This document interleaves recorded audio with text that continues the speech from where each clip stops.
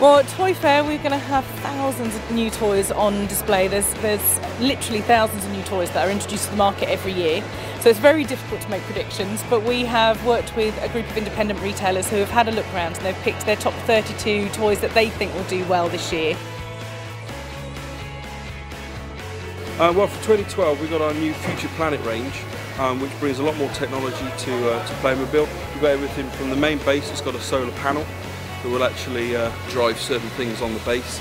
We've also got infrared remote control vehicles, so you can operate many all at the same time.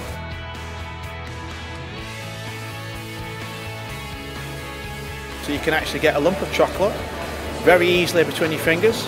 You can mould chocolate, so you've got a cross between plasticine and chocolate. For the first time in a long time, you can actually play with your food. There has been a very small growth in the industry. I mean, obviously in tough economic times, I think to see a small growth in the toy industry is obviously fantastic. Tends to be driven because parents will cut down on the spending for themselves, but they still spend on their children.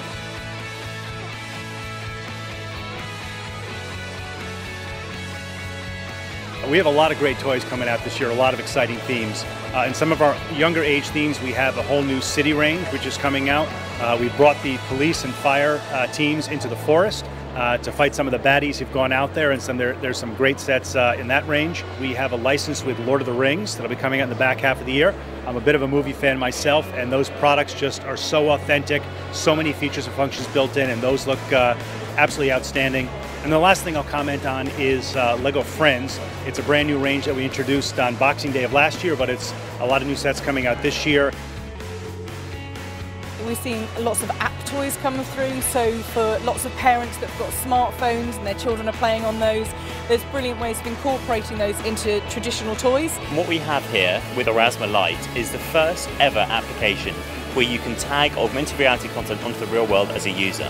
Now this means that first of all, brands completely for free, like Bandai, can go in and tag up their boxes with these amazing 3D models, but then I as a user can go home and do things like tagging up my bedroom or my front door with that same 3D model I've just seen on the packet to create a really cool new way to see the world around you.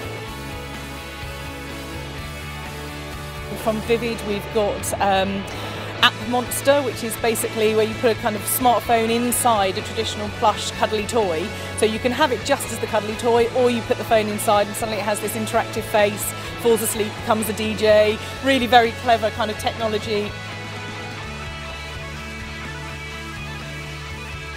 Well, the toy for Christmas is going to be the same one as we had in 2011, which is going to be Leap Pads. Because we're going to have lots of new innovations for this product, lots of new games, lots of new apps, lots of innovations for the hardware as well.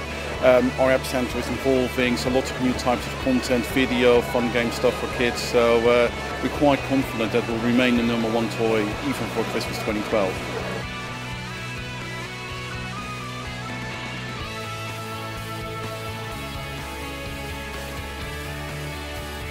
What you have is you have a dinosaur kit that you have to build, and that's fun in itself. But there are other dinosaur kits in the marketplace, but what makes them different? What does make them different is that you have sound activation. So you can either clap your hands and they'll move, some actually walk along, the T-Rex tries to bite you, but they're just great fun.